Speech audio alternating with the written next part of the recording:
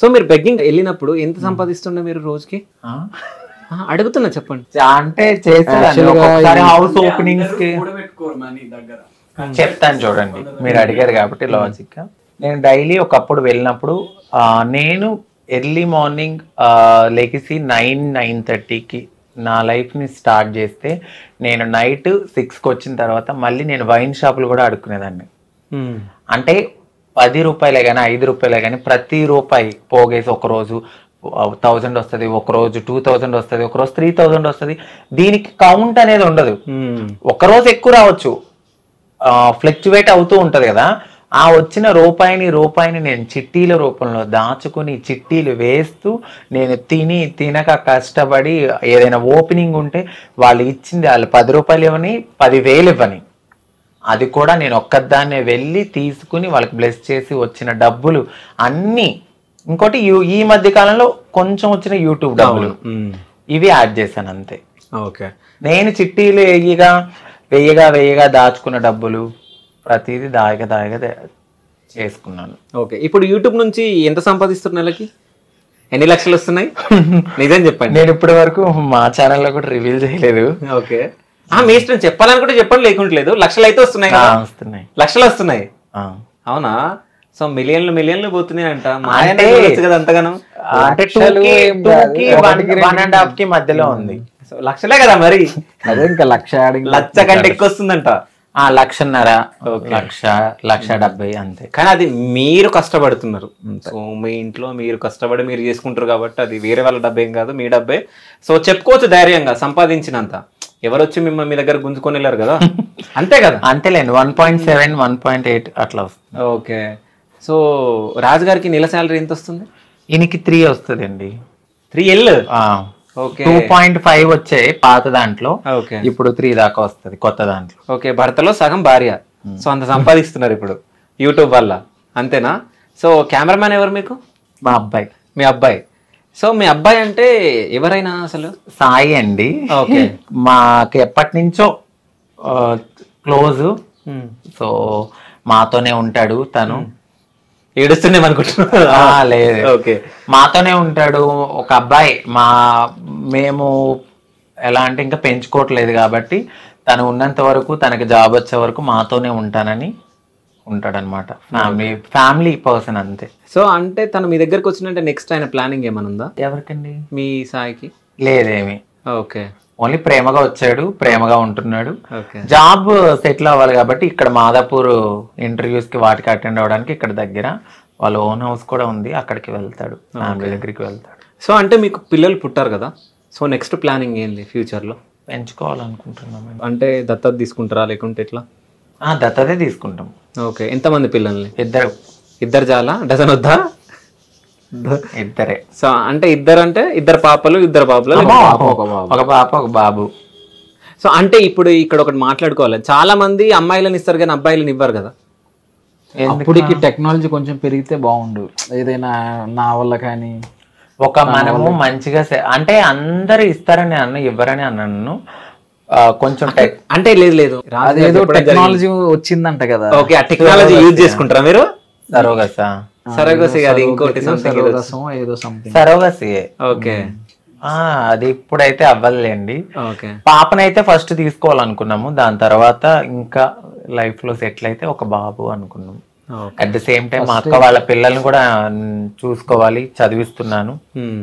అక్క వాళ్ళ పిల్లకి కానీ ప్రతి ఇంట్లో వాళ్ళకి నేను సపోర్ట్ చేయాలి. అట్ ద సేమ్ టైం మా పర్సనల్ లైఫ్ కూడా లీడ్ చేసుకోవాలి. ఓకే.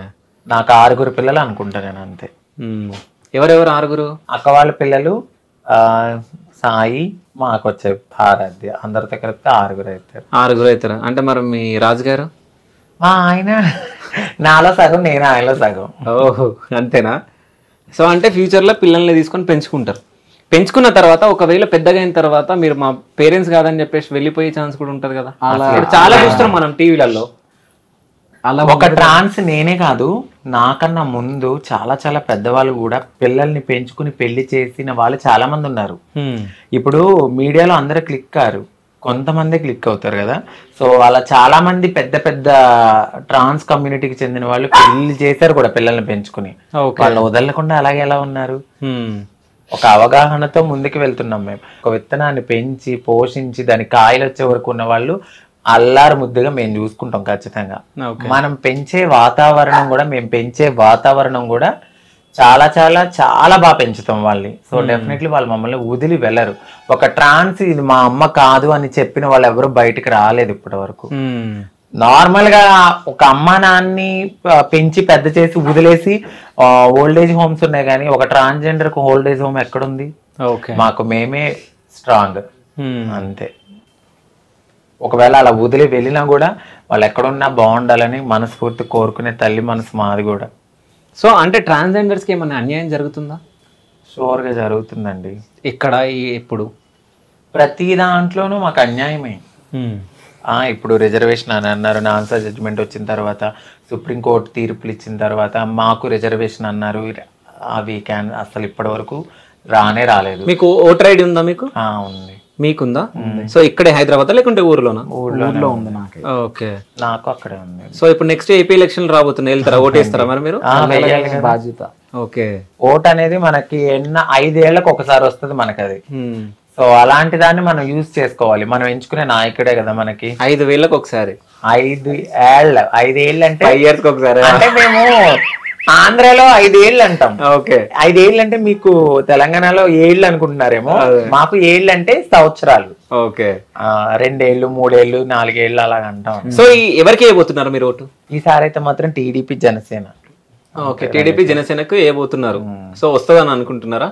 ఖచ్చితంగా. మీ హక్కులను కాపాడుకోవాలంటే మీరు ఏం చేయాలనుకుంటున్నారు? మేమైతే పవన్ కళ్యాణ్ గారు కానీ, అప్పుడు నారా చంద్రబాబు నాయుడు గారు కానీ, ఇప్పుడు యూత్ కి కనెక్ట్ అయింది జనసేన.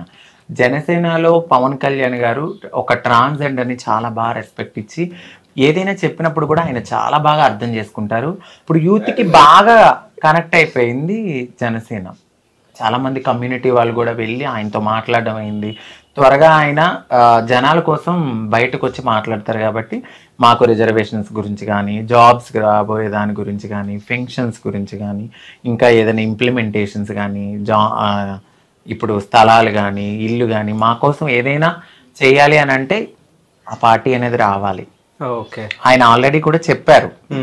ఓకే, జనసేనకి టీడీపీకి అనుకుంటున్నారు. మీ ఓటు? మా వారు పవన్ కళ్యాణ్ ఫ్యాన్ అండి. ఓకే, ఇంకెవరికి? ఓకే, జనసేనకి మీ ఓటు. అయితే ఇప్పుడు మీరు ఒక ట్రాన్స్జెండర్ పెళ్లి చేసుకున్నారు కాబట్టి ట్రాన్స్జెండర్స్ కష్టాలు మీకు ఏమన్నా తెలిసినాయా? లేకుంటే వాళ్ళు ఎట్లా అంటే after marriage? After marriage, before marriage, రెండు చెప్పండి. అంటే బిఫోర్ మ్యారేజ్ మీకు అంత అవగాహన ఉండలేదు కదా. ఆఫ్టర్ మ్యారేజ్ మీరు అందరితో అంటే వీళ్ళ సర్కిల్ తో కొంతమంది మీ దగ్గరకు వచ్చి మాట్లాడడం అది చేస్తూ ఉంటారు కదా. సో వాళ్ళని చూసినప్పుడు ఏమని ఫీలింగ్ ఉంటది? వాళ్ళ కష్టాలను ఏమైనా చూసారు? అంటే వాళ్ళు యాక్చువల్ గా లైఫ్ అనేది టోటల్ గా వాళ్ళులా మార్చుకోవడానికి కంప్లీట్ గా అన్ని వదిలేసి వచ్చేస్తారు వాళ్ళు.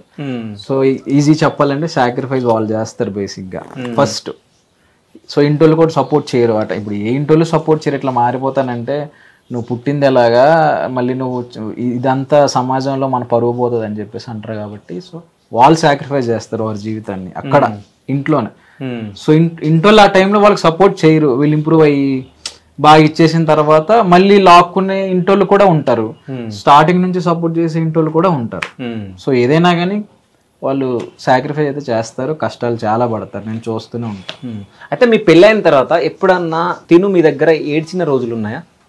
పెళ్ళైన తర్వాత తన కష్టాలు అవి చెప్పుకొని ఏడుస్తుంది కానీ కనిపించదు, అంటే చూపియదు. ఓకే, కళ్ళ నుంచి నీళ్ళు వస్తే నాకు తెలుస్తుంది, దాన్ని దాచిపెట్టేస్తుంది అట్లా. ఓకే, ఇంకా కష్టాలు నేను అన్ని తెలుసు ఓవరాల్ గా. సో A to Z తన గురించి నాకు తెలుసు కాబట్టి ఇంకా తెలియాల్సినవి ఏమీ లేవు. మామూలుగా అదే కొంచెం ఇప్పుడు ప్రెషర్ ఎక్కువ అయింది, కొంచెం ఇల్లు కొంచెం హెవీ బడ్జెట్ అయిపోయింది కదా. సో బంగారం అది ఇది పెట్టి తను ఇష్టంగా కొనుక్కునే బంగారం పెట్టుకుంది కదా. సో అది ఇది గుర్తొచ్చి కొంచెం అప్పుడప్పుడు స్ట్రగుల్స్ అవి గుర్తొచ్చి ఏడుస్తుంటది. ఓకే, సో అంటే మీరు ట్రాన్స్జెండర్ గా చేంజ్ అయినప్పుడు ఎంత డబ్బు ఖర్చు అయింది మీకు? నాకు అయిందండి 10. సో అంటే మీ ఆపరేషన్ 10 లక్షలు ఖర్చు అయిందా? అవునండి. ఓకే, అంత డబ్బు ఎక్కడి నుంచి వచ్చింది మీకు? ఇట్లానే భిక్షాటన చేసుకోవడము. కొంచెం మా ఫ్రెండ్స్ అప్పిచ్చారు నాకు. ఓకే, ఒకరు 3 లక్షలు ఇచ్చారు, ఒకరేమో 2 లక్షలు ఇచ్చారు. ఆ తర్వాత కొద్ది కొద్దిగా వాళ్ళకి తీర్చుకుంటూ చిట్టీలు వేసుకుంటూ తీర్చాను నేను. ఓకే, అయితే ఇప్పుడు ట్రాన్స్జెండర్ కి ఒక చెడ్డ పేరు ఉందండి. ఎట్లా అంటే సెక్స్ వర్క్ చేస్తారు, అది ఇది రోడ్ల పైన తిరుగుతారు, అది కానీ. అంటే మీ దగ్గరికి ఎవరన్నా వచ్చినప్పుడు వాళ్ళకి ఏమైనా సజెషన్లు ఇస్తారా మీరు? అంటే ఆ వర్క్ వద్దు మనకి, ఇట్లా ఉండండి మీరు, ఒకవేళ ఎవరన్నా అబ్బాయిలు మీ దగ్గరకు వచ్చి మేము చేంజ్ అవ్వాలనుకుంటున్నాం అన్నప్పుడు మీరు ఏం సజెషన్లు ఇస్తారు వాళ్ళకి? సెక్స్ వర్క్ అనేది నాకు తెలిసినంత వరకు, ఇప్పుడు నన్ను వదిలేయండి, ఇప్పుడు నాకు పెళ్ళయింది కాబట్టి అది వేరు. సెక్స్ వర్క్ చేయడం అనేది ఆపేయాలనుకున్నప్పుడు మాకు ఫస్ట్ ఒక ఉపాధి అనేది ఇవ్వాలి. ఇప్పుడు చూస్తూ ఒక మనిషి ఆకలి చచ్చిపోతుంటే ఎవరు ఊరుకుంటారు? ఊరుకోరు కదా. ఒక రకంగా సెక్స్ వర్క్ మా కమ్యూనిటీలో కొంతమంది చేయడం బట్టే కొన్ని మానభంగాలు అలాంటివి అని తగ్గినాయి. ఇప్పుడు కావాలని ఎవ్వరు వాళ్ళ ఒళ్ళు తీసి వేరే వాళ్ళకి అర్పించాలని ఎవ్వరు అనుకోరు. ఏదో ఒక ఉపాధి లేకో వాళ్ళకు ఒక జీవితం లేకో ఇక బ్రతకలేని స్థితిలో కూడా బ్రతకాలి, ఇటు తల్లిదండ్రులు దూరం చేసి నా కడుపు నేను కాల్చుకుని ఏదో చేయాలి అన్న ఉద్దేశంతో ఈ మధ్యకాలంలో కొంతమంది చేస్తున్నారేమో తప్ప మాకేమి సరదా ఎక్కువ మా కమ్యూనిటీ వాళ్ళకి ఏదో ఇదైపోయి అయితే ఖచ్చితంగా చేయరు. ఒక మంచి ఉపాధి ఇవ్వండి, ఎందుకు చేసుకుంటారు? చేసుకోరు. ఇలా సెక్స్ వర్క్ చేసి ఒక అపోహతో ఇలా చూసే బదులు వాళ్ళకు ఒక జీవనాద వృత్తి చూపియండి. గిన్నెలు కడుగుతాకెళ్తే మీరు అసలు హోటల్స్ పెట్టారు కొంతమంది ట్రాన్స్జెండర్స్, మీ దగ్గర తినమని వెళ్ళిపోయారు. దానికి పనికిరం మేము. మేము సొంతగా వృత్తి చేసి కూరగాయలు అమ్ముకుంటే దీని దగ్గర కొనకూడదని చెప్పి పక్కన కొన్న వాళ్ళు ఎంతో మంది బాధపడిన ట్రాన్స్జెండర్స్ ఉన్నారు. అట్లానే ఐటీ ఎంప్లాయీలోకి వెళ్ళిన వాళ్ళు కూడా కొంచెం అవమానించి కొద్దిగా మానేసిన వాళ్ళు కూడా ఉన్నారు. మీరు ఎంకరేజ్ చేయండి, డిస్కరేజ్ చేయొద్దు. హోటల్ పెట్టుకున్న వాళ్ళని కూడా మీరు తినకపోతే మీ దగ్గర తినము అని చెప్పి వెళ్ళిపోయిన వాళ్ళు కూడా ఉన్నారు. అలాగే నైట్ పూట నుంచుంటే మాత్రం వస్తారు. అంటే మీరే కదా మమ్మల్ని అలా ప్రోత్సహిస్తున్నారు. అదే మీరు నార్మల్గా వీళ్ళు ఏదో వృత్తి చేసుకుంటున్నారు, కడుపు నిండా అన్నం పెడుతున్నారని అలాంటివి కూడా ఎంకరేజ్ చేస్తుంటే అవి రావేమో. అయితే ఇంకోటి నేను ఒకటి చెప్తాను, ఒకవేళ మా వాళ్ళు ఆ వృత్తి చేసినా మాకన్నా ముందు నోరు తెరిస్తే పలానా అబ్బాయి బయటకు వచ్చారు అనుకుంటే ఎన్ని కాపురాలు కూలిపోతాయి. అవి కూడా కడుపులో పెట్టుకుని వచ్చిన వాళ్ళకు ఏదైతే వచ్చారో ఆ పని చూసుకుని వదిలేస్తారు అంతే తప్ప వాళ్ళ జోలికి వెళ్ళరు, ఏమీ చెయ్యరు. కానీ ఇది ఒకటి అడగాలి, నేను ఇట్లాగే విన్నా న్యూస్లో. అంటే మీరు ఒకవేళ నిల్చున్నప్పుడు అంటే ట్రాన్స్జెండర్స్ నిజంగా లాయర్స్, డాక్టర్స్, పెద్ద పెద్ద వాళ్ళు వస్తారంట, అంటే పొలిటికల్ లీడర్స్ అట్లా, నిజమేనా అదంతా? అవును, వస్తారండి. ఓకే. ఎందుకంటే నేను ఈ కమ్యూనిటీలో ఉన్నాను కాబట్టి నేను మాట్లాడుతున్నాను. ఇప్పుడు చెప్పినంత మాత్రాన నేను నెగిటివిటీ స్ప్రెడ్ అవుతుందని నేను అస్సలు అనుకోను. ఎందుకంటే నాకు తెలుసు కాబట్టి. ఇప్పుడు నేను పెళ్లి చేసుకున్నాను, ఒక పద్ధతిగా ఇక్కడ కూర్చున్నాను అయి ఉండొచ్చు, కానీ నేను నా కమ్యూనిటీ అనేసరికి నేను ముందుకు వెళ్తాను, మాట్లాడతా వాళ్ళ కోసం. అది మా ఆయనకి కూడా తెలుసు. సో నేను మాట్లాడతాను వాళ్ళ కోసం, ఖచ్చితంగా నేను పోరాడతాను. ఎందుకు రారు? ఎంతో మంది యాక్టర్స్ వాళ్ళకి ఏది నచ్చొచ్చారు, వాళ్ళకి ఏదో నచ్చొచ్చారు, కానీ వాళ్ళ గురించి మేము బయట చెప్తే ఎన్ని కాపురాలు కూరిపోతాయి. ఎంతసేపు వీళ్ళే చేశారు. మీరు ఎందుకు వెళ్తున్నారయ్యా? వెళ్ళకండి. మీరు ఎందుకు వెళ్తున్నారు? వెళ్ళొద్దు. నుంచి వాళ్ళే వెళ్ళిపోతారు. మీరు వెళ్తున్నారంటే మీరు అప్పుడు మరి అలాంటప్పుడు వాళ్ళు ఎందుకు వెళ్తున్నారు? నుంచున్నారేమో అనుకుని వదిలేయచ్చుగా. దీంట్లో 2 రకాలు ఉన్నాయి. ఇప్పుడు నేను నార్మల్గా నడుచుకుంటూ 12ంటికి నేను నడుచుకుంటూ వచ్చినా నేను అదే అనుకుని అన్న కూడా ఆపిన వాళ్ళు ఉంటారు. అలా కాకుండా కడుపు కోతకి వెళ్ళి నుంచిన వాళ్ళు కూడా అలాగే అనుకుంటారు. మరి వచ్చి మీరు ఎలా వస్తున్నారు? పెళ్లిళ్ళు చేసుకుని మీరే హ్యాపీగా ఉండండి. వాళ్ళు ఎంతమంది ఆడపిల్లల జీవితంలో మరి మోసం చేస్తున్నారు? సెక్స్ వర్క్ మాత్రం మమ్మల్ని అలా చూస్తారు అంతే. అది కరెక్ట్ కాదు. మీరు ఎంకరేజ్ చేయకండి. ఫస్ట్ నుంచిన వాళ్ళే వెళ్ళిపోతారు. ఏం అవ్వట్లేదని వేరే ఆధారం చూసుకుంటారేమో. లాజిక్ గా ఆలోచిస్తే అది కరెక్టే కదా. సో అంటే మీ డ్రీమ్ ఏంది? మీరు ఏం చేయాలనుకుంటున్నారు? ఏమైనా ట్రస్ట్ గానీ ఏమైనా పెట్టాలని? ఫస్ట్ అయితే నేను, మా వారు, మా పిల్లలు, మా ఫ్యామిలీ మేము కొంచెం సెటిల్ అయ్యాక ఈ యూట్యూబ్ మీదనే నాకు ట్రస్ట్ పెట్టాలన్నంత లేదు, కానీ నాకు తోచిన దాంట్లో ఎవరో కొంతమందికి హెల్ప్ చేసుకుంటాను. సో అంటే నేను మీ దగ్గరికి వచ్చా, నేను 1 వీక్ బ్యాక్ నేను ఒకరిని ఫోటో తీయడం జరిగింది. సో మీ రాజుగారు మాదాపూర్లో ఒక పబ్బులో ఒక అమ్మాయితో నాకు కనిపించారు. సో ఆ ఫోటో మీకు చూపిస్తా. సో మీ రియాక్షన్ ఎట్లుంటుంది? ఏముంది, సరదాగా మా వారు అలా ఏముండదు. ఆయన పబ్బుకి ఏమి వెళ్ళరే నాకు చెప్పకుండా. ఓకే. రియాక్షన్ ఏమి ఉండదు అసలు. దాని హ్యాపీ మీకు? హ్యాపీ అని ఏమీ లేదు, కానీ అస్సలు జరగదు. జరిగితే 110% బల్లగుద్ది చెప్తున్నాను, మా వారు నేను లేకుండా పబ్బుకి అంతే వెళ్ళడు. ఓకే. అసలు చూడను కూడా, అది ఏదో మీరు మాఫీ చేశారేమో అనుకుంటా నేను. ఓహో, మేము మార్ఫింగ్ చేసి చూపిస్తామా? ఓకే, అంటే మీరు మీ పిచ్చి నమ్మకం అనుకుంటా ఐ థింక్. అది నాకు మా ఆయన మీద ఉన్న దృఢమైన నమ్మకం అని ఎందుకు అనుకోరు? ఓకే, సో చూపిస్తే చూపియండి. సరే మీ ఆయన్ని అడగండి ఒకసారి, వెళ్ళి రాలేదా? చూపించండి, చూస్తా. ఇంపాసిబుల్. ఆ రోజు మీరు నాకు దొరకలే ఫోటోకి, లేకుంటే ఆ రోజు ఫోటో తీస్తుండే. మా వారి పక్కకి వెళ్ళిన మాట అయితే వాస్తవం, నాకు చెప్పే వెళ్ళారు. అది ఎప్పుడు అంటే నేను ఒక డ్రింక్ చేయాలన్నా అక్కడ పర్మిషన్ ఉండాలి. ఈయనను మా తమ్ముడు ఇద్దరు కలిసి వెళ్ళారు. సరే పప్పకే తెలియదు కదా, అది ఎప్పుడు మీరు ఎప్పుడు చూసారు? ఎప్పుడో ఒకప్పుడు వెళ్ళారు. ఎప్పుడు డేట్ చెప్పండి. మేము కలిసి వెళ్తాం మాక్సిమం. యాక్చువల్లీ మేము ఎక్కడికి వెళ్ళినా కూడా చెప్పనా, కలిసే వెళ్తాం. నాకు పెళ్లి అయిన తర్వాత నేను ఒంటరిగా, ఇప్పుడు పెళ్లికి ముందు వెళ్ళాను కానీ ఒక్కడిని ఫ్రెండ్స్ తో, బట్ పెళ్లి అయిన తర్వాత మా వారు వేరే అమ్మాయితో దిగారు అంటే అసలు ఇంపాసిబుల్. సరే నేను ఇప్పుడు ఒక క్వశ్చన్ అడుగుతా, మీరు నిజం చెప్పాలి. సో ఇప్పుడు వీళ్ళ కమ్యూనిటీ వాళ్ళు వస్తారు కదా, సో వచ్చినప్పుడు ఎవరన్నా అంకిత గారు లేనప్పుడు వాళ్ళు మిమ్మల్ని ఎవరన్నా ఫ్లడ్ చేసిర్రా? నిజం చెప్పండి. నేను చూడనండి ఫస్ట్ ఆఫ్ ఆల్, అడగండి. నేను చూడను. ఓకే, ఒకవేళ ఎవరన్నా డిఫరెంట్ గా చూసినప్పుడు మీరు అంకిత గారికి చెప్తారా? చెప్పారండి. చెప్పారా? సో గెలికిరా? అది బయట ఇంట్లో కాదు బయట పార్టీస్కి వెళ్ళినప్పుడు ఈయన చూసేవారు. అంటే కొంతమంది మంచి వాళ్ళు ఉన్నట్టే చెడ్డ వాళ్ళు కూడా ఉంటారు. ఇది ఏదో చేద్దాము, దీనికి మంచి మొగుడు ఎందుకు అనుకుని చేసిన వాళ్ళు ఉన్నారు. కానీ ఎక్టీజీ నేను అసలు పట్టించుకోను అలాంటి. ఈ చెవితో ఇంటి ఆ చెవితో వదిలేస్తా. ఆయనే వచ్చి చెప్తారు, చూడు ఇలాగా అలాగా నేను రాను, నిన్ను తీసుకెళ్లి దింపేసి వస్తాను అని అంటారు. ఆయనకి ఫస్ట్ ఆఫ్ ఆల్ ఆయన పార్టీస్కి రారు. అలా అని చెప్పి నన్ను ఒకదానే పంపరు. 2 hours ఉన్నా 3 hours ఉన్నా పాపం ఆయన కారులోనే కూర్చుంటారు. నేనే ఇంకా రండి రండి పైకి అంట. ఎందుకంటే నాకున్న నమ్మకం అది. ఎదుటి వాళ్ళు వాళ్ళకు ఉన్న నమ్మకాన్ని కోల్పోతున్నారు మా వారి దగ్గర, అంతే. నేనైతే అదే అంటాం, మేము దేని కొనుకెళ్ళాం దానికే చూడాలి. అది కామన్ గా జరుగుతూనే ఉంటాయి మా దాంట్లో ఫ్లెక్ట్ చేయడాలని. సో యూట్యూబ్కి వస్తే మీరు ఈ మధ్య బాగా ఎంటర్టైన్మెంట్ చేస్తున్నారు.